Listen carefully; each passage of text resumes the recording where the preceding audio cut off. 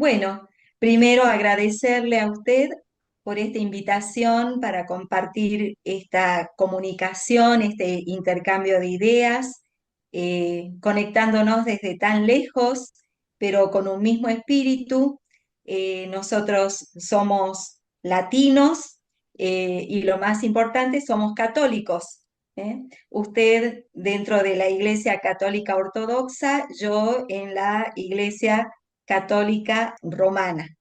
Bien, yo soy Elena del Carmen Moreno, vivo en la ciudad de Salta, esto está al norte de Argentina, tengo 56 años, soy psicóloga y antes de haberme recibido de licenciada en psicología, me recibí de profesora en ciencias de la educación. Mi carrera de profesora en ciencias de la educación la realicé en una universidad pública y entonces el tenor de la formación fue muy distinto del que realicé en la formación de psicóloga que la hice en la Universidad Católica de Salta. Bien, durante bastante tiempo me he dedicado a la catequesis de niños, a la formación de adolescentes en el grupo juvenil de la parroquia de mi barrio y tengo dos hijos. El mayor tiene 33 años y mi hija tiene 31 años. Soy viuda, hace 18 años falleció mi marido y bueno, nos hemos contactado a través de YouTube, de la plataforma de YouTube, por una situación que estaba viviendo y he recibido la orientación muy generosa del padre Omar, así que estoy sumamente agradecida. Y usted me ha invitado a que compartamos algunas ideas relacionadas con el ejercicio de nuestra profesión como psicólogos.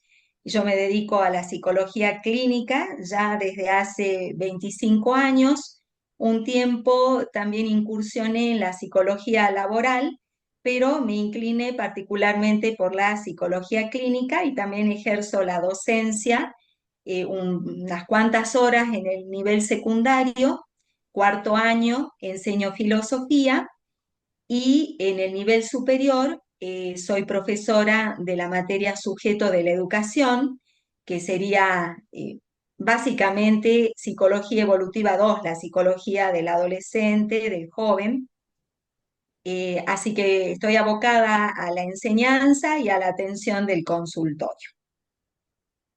Para quienes están siguiendo esta charla, comentarles que va a ser simultánea en nuestros dos canales, tanto en Vela Típica como en el canal 880MX, en donde quienes ya nos conocen de hace años, pues saben que difundimos recomendaciones acerca de cómo recuperar la autoestima, cómo recuperarse. Y bien, en este sentido, comentarle o preguntarle más bien desde su óptica, estos nuevos, estas nuevas problemáticas del ámbito de la psicología, ¿qué relación la encuentra usted con el ámbito espiritual? ¿Existe, no existe? ¿Qué es lo que en su experiencia ha aprendido?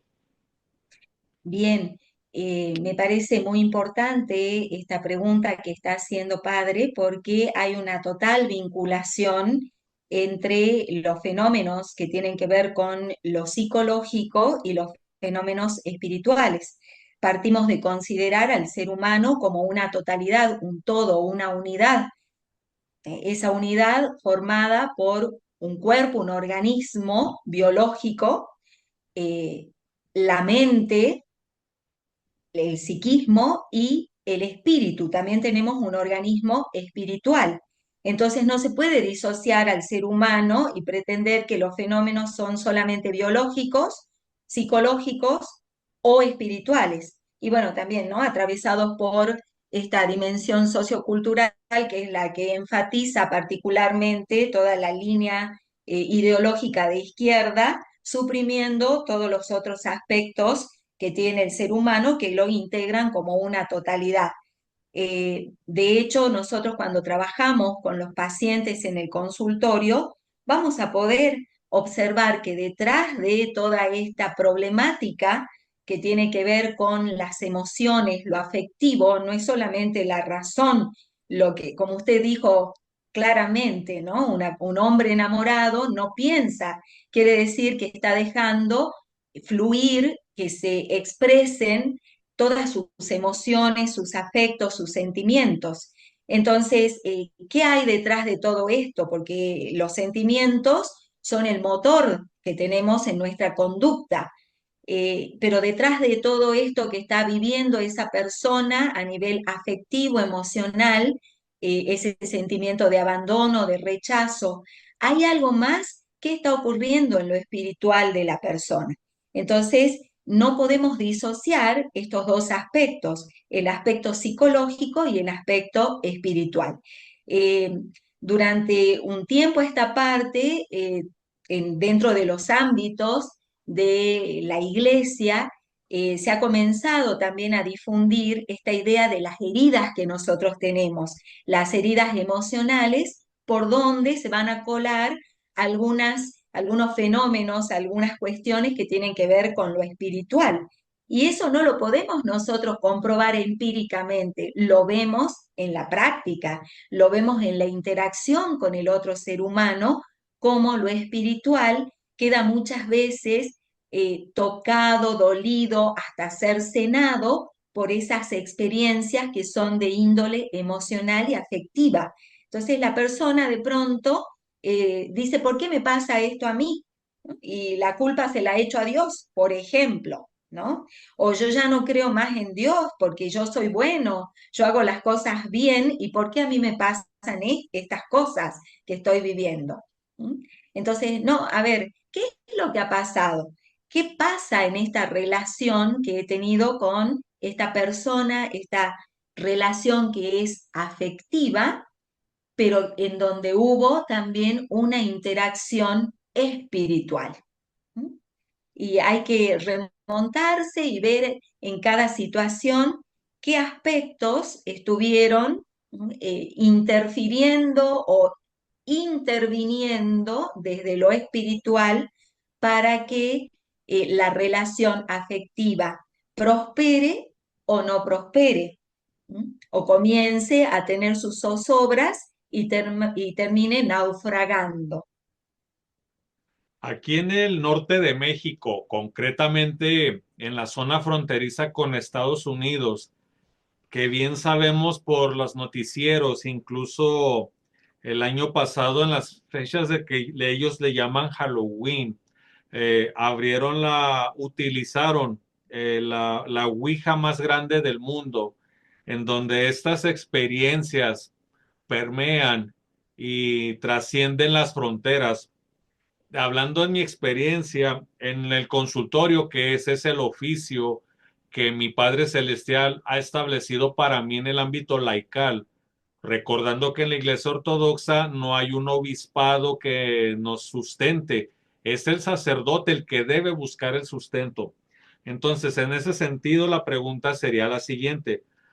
No sé si en Argentina ocurra lo mismo, pero aquí he detectado en mi consultorio que ya son varias personas, varios pacientes identificados y sus familias que recurren al chamanismo, a la santería, a la niña blanca, a la Santa Muerte. ¿Qué nos puede decir usted en su experiencia, Elena? ¿Qué está ocurriendo allá en Sudamérica? Sí, hay un avance muy, muy importante de esta cultura que está totalmente secularizada en este momento y totalmente impregnada del paganismo, que es lo que usted se está refiriendo, el paganismo y la idolatría. Una vez que uno eh, se compromete en el trabajo, como usted dice, usted tiene no solamente un trabajo laical en el que ayuda a las personas, y ahí, por supuesto, entiendo perfectamente que también introduce toda su acción pastoral para ayudar a sus pacientes. Como hemos dicho al principio, no podemos disociar a las personas y pretender sanar, podríamos decir, el aspecto psicológico sin atender el aspecto espiritual. De hecho, padre, le quiero contar que el avance de estas idolatrías paganas es abrumador, abrumador.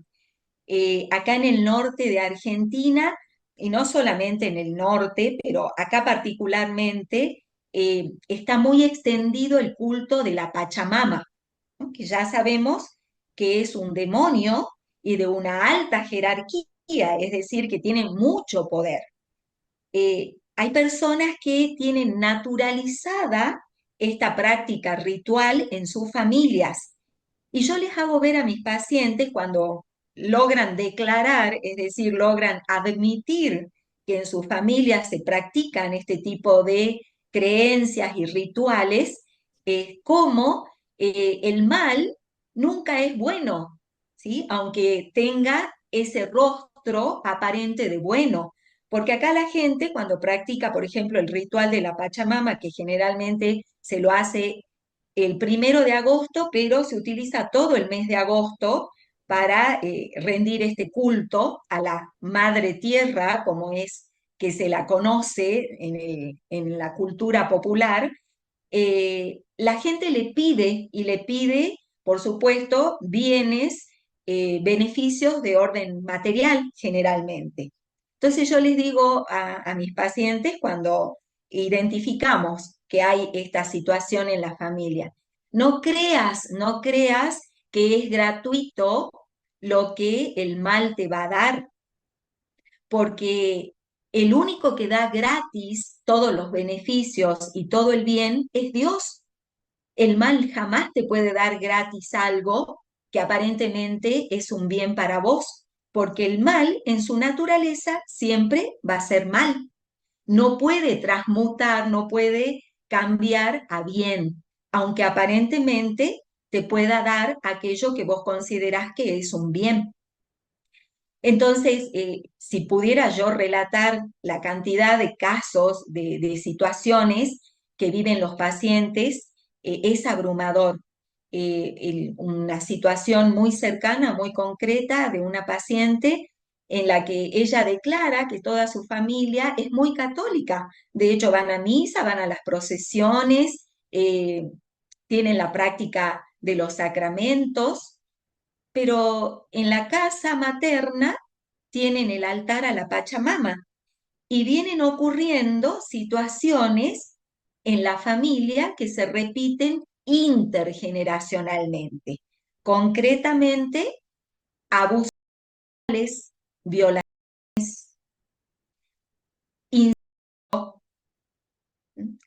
y lo hemos ido identificando generación tras generación. Y las personas se niegan a renunciar a estas prácticas porque no la ven como algo malo. Por ejemplo, el otro culto que está muy extendido y que la gente lo considera como parte del santoral católico. Fíjese la ignorancia que tiene la gente. Interpreto yo también, y lamentablemente hay que reconocer la realidad de lo que se está viviendo dentro de la Iglesia Católica Romana, cómo se ha dejado de enseñar sobre el pecado y las consecuencias del pecado, por ejemplo, la existencia del infierno, las consecuencias de nuestras malas acciones. Poco se enseña de esto. Entonces la gente cree que cualquier conducta está bien simplemente porque me gusta, porque así me siento bien, esa mentalidad posmoderna, ¿m?, que está presente en la cultura. Y entonces, claro, queda totalmente, digamos, difuminada la idea de qué santo realmente es un santo y cuál es un santo popular. Por ejemplo, le comentaba que está muy extendida la devoción y este ritual que se le rinde, o este culto que se le rinde al Gauchito Gil, ¿no? Es un personaje que aparece representado como un gaucho. Gaucho se le dice acá a la persona de campo que trabaja con animales particularmente, que cultiva la tierra y tiene una vestimenta específica del campo y aparece con una cruz atrás, ¿no? Y no recuerdo qué parte de su vestimenta es roja. Y vamos a encontrar en distintos sitios, generalmente en las calles que están en la salida de la ciudad o avenidas un poquito más alejadas de la zona céntrica o en las rutas que conectan la ciudad con otros pueblos del interior de la provincia, vamos a encontrar los altares al Gauchito Gil, debajo de un árbol, con toda la significación que tiene el rendir culto a un ídolo debajo de un árbol. Eso viene del Antiguo Testamento, de los pueblos primitivos, ¿no? Del Antiguo Testamento, el rendir culto debajo de un árbol. Y tienen el altar con las telas rojas, las telas rojas. Entonces yo les explico, ¿ustedes saben que esas telas rojas significan sangre? Sí, porque el Gauchito Gil hizo justicia, porque él luchó contra un hombre que le pegaba a su mujer y entonces lo mató. No, no, no, no es eso. ¿Acaso ustedes no saben que ese Gauchito Gil es el ídolo, el protector de las personas que se dedican a la trata de personas, al crimen organizado, y que dentro del culto que se le rinde se le ofrecen bebés sagrados? Por eso es la sangre, ¿no? Las telas rojas que representan la sangre. Claro, pero la gente, usted sabe, padre, como psicólogo, que la gente ve lo que quiere ver y reconoce lo que quiere reconocer y lo que no, lo niega, ¿no? Ese trastorno neurótico de asumir la parte de la realidad que nos conviene y la otra parte la ignoramos, hacemos de cuenta que no existe. Son las prácticas paganas más extendidas en este momento. ¿M? Pero no descartemos que, por ejemplo, en Buenos Aires está muy presente la religión umbanda. Eso es algo muy típico de la capital federal, de la ciudad autónoma de Buenos Aires.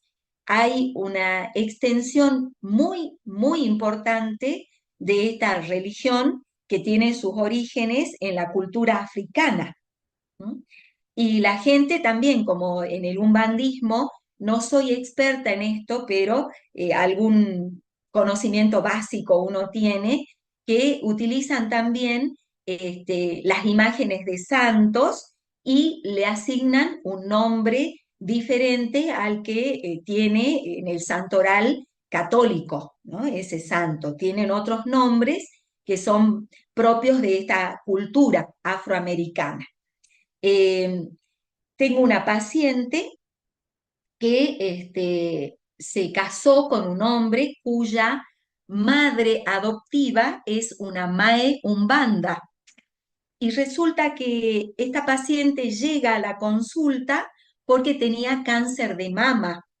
Ya la habían operado tras 3 años de terapia, el cáncer ya está remitiendo.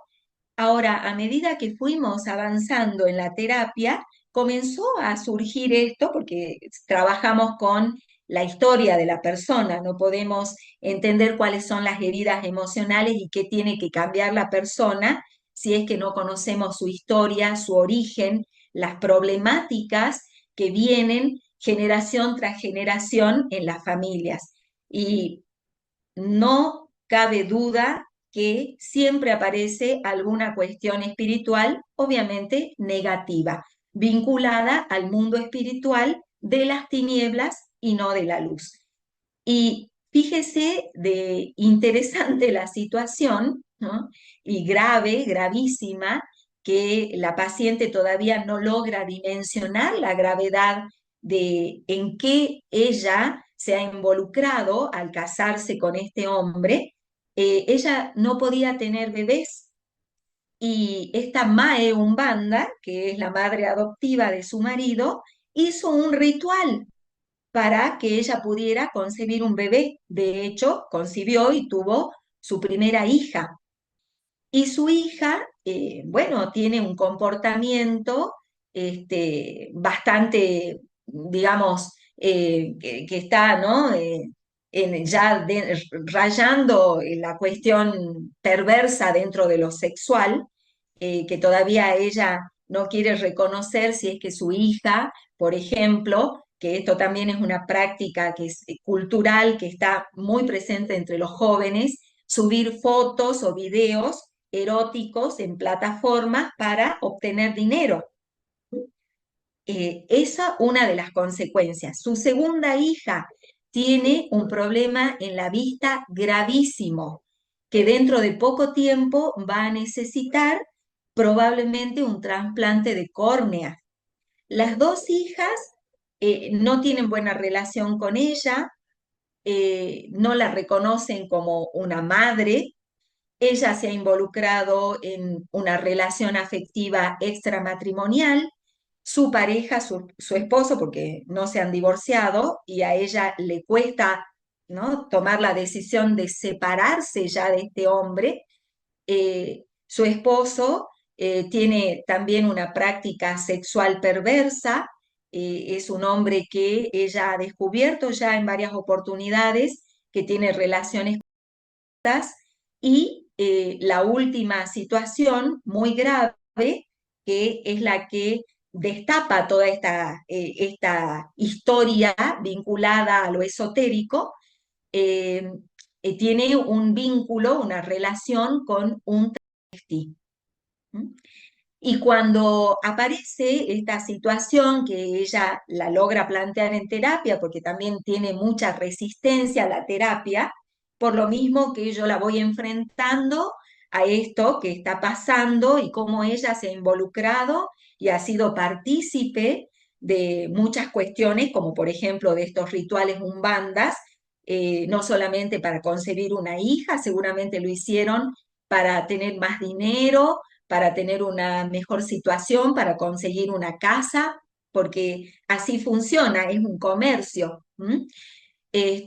Cuando ella descubre, antes de que descubra esta relación que su marido tiene con este travesti, ella tiene un accidente, que no fue un accidente, sino fue un delito del que ella es víctima.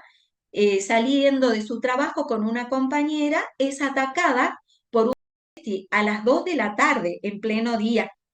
Y este travesti toma una baldosa, un mosaico, podríamos decir, de la acera, y le pega a su compañera de trabajo en la cabeza, partiéndole esa baldosa. Ella no lograba dimensionar la gravedad de la situación porque terminó fracturándole la nariz. Eso fue el año pasado, en el mes de septiembre. Hasta el día de hoy está con problemas, la operan de la nariz y algo surge, la operan mal, se le desvía, se resfría, tiene una infección en la nariz. Cuando empezamos a trabajar el año pasado este trauma, y yo le advierto, porque ella me dice, había viajado su marido con sus hijas a Buenos Aires antes de que le ocurra este accidente, le advierto yo, le digo, tené cuidado, porque ¿qué fue a hacer tu marido en Buenos Aires? No, bueno, él fue a visitar a la familia. Bueno, pero no te olvides que él tiene a su madre adoptiva, que es Mae Umbanda, y vos ya le planteaste a él que querés separarte. ¿Vos crees que él quiere separarse de vos? No, porque él se quiere quedar en la casa y en realidad él quiere quedarse con la casa, con el auto y que yo me vaya de la casa y quedarse también con mis hijas y que no tengan contacto mis hijas conmigo. Bueno, ¿cómo crees que va a lograr eso él? ¿Lo va a lograr de una buena manera, llegando a un acuerdo con vos o teniendo estos antecedentes de estas situaciones que se han vivido esotéricas en la familia? ¿No te da la sospecha que él puede estar yendo a acudir, ¿m?, a una ayuda de esta naturaleza, de una naturaleza espiritual negativa? Y sí puede ser, pero no se termina de convencer. Y cuando hablábamos de eso, de pronto, sin que en el consultorio ni esté la puerta abierta, ni esté la ventana abierta, sentimos el zumbido de una mosca por encima de nosotras, dando vueltas sobre la luz del consultorio. Las dos nos miramos y miramos hacia arriba. ¿Piensa usted que había una mosca? No había ninguna mosca, pero el sonido se escuchó clarito, ¿sí?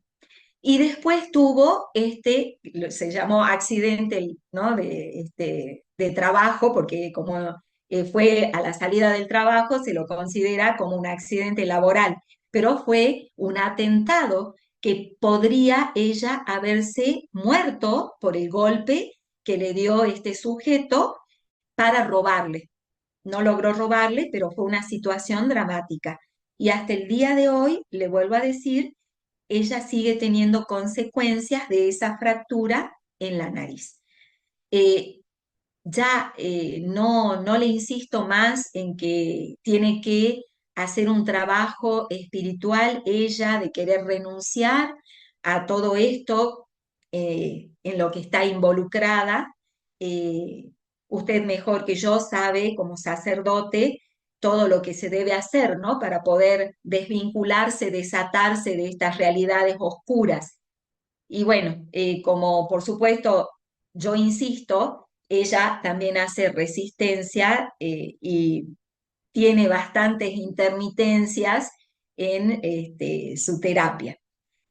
No sé si le respondí lo suficiente. Tengo muchísimas anécdotas de los pacientes y no me cabe a mí la menor duda que detrás de estas realidades psicológicas, afectivas, negativas en las que nos vemos muchas veces involucrados, hay siempre una realidad espiritual.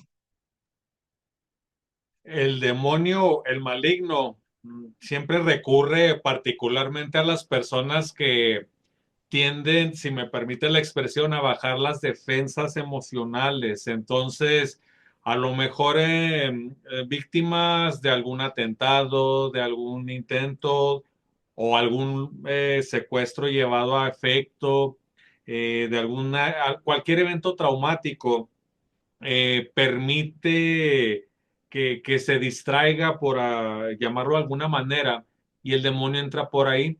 Entonces, ¿a través de qué? Del miedo. El miedo alimenta todo lo que es la negatividad, el enojo, la ira.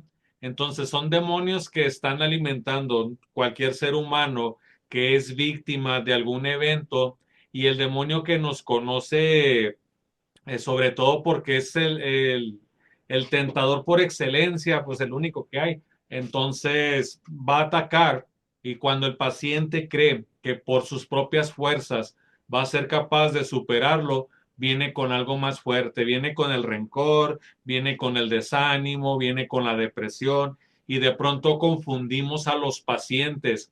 He ido a un centro psiquiátrico hace un par de años donde veo que hay personas que no deberían estar remitidas en los centros psiquiátricos, pero como no le encuentran de acuerdo al DSM-5 cuáles son las características y cómo atenderlos, creen que dopándolos van a resolverlo, cuando pues ya bien lo dijo, si lo vemos con unos lentes o la óptica presbiteral, identificamos que a lo mejor son víctimas de asedio demoníaco o de posesión, pero como la psicología, la psiquiatría no lo reconocen como tal, pues lo confunden los síntomas, y así es como vamos. Si se fijan, estimada audiencia que nos está viendo a través de los canales de YouTube, este es apenas el primer tema, porque sí fue muy extenso, debido a que precisamente vemos la relación de que no nada más en México, no es privativo de Honduras o de Paraguay, ni qué decir de Argentina, sino a nivel global ya se está dando este ataque demoníaco a través de la confusión. Mayormente hay que recordar nuestros ancestros con pocas palabras conocían el temor de Dios, conocían la fe, conocían la oración. Y el demonio recurre al otro extremo. Ah, no, es que ahora tienes que hablar mucho, es que ahora tienes que inventar palabras, es que ahora tienes... El objetivo es confundir a la humanidad, más que darle certeza, es darle confusión y la confusión crea división, lo cual es otro ataque demoníaco. Pero para cuestiones prácticas, vamos a dejar hasta aquí el primer tema. Los esperamos en nuestro próximo video. Muchísimas gracias. Bien, le agradezco enormemente, Padre Omar, la invitación a este espacio tan hermoso y quiero que toda la audiencia reciba de mi parte un cariñoso saludo. Hasta la próxima.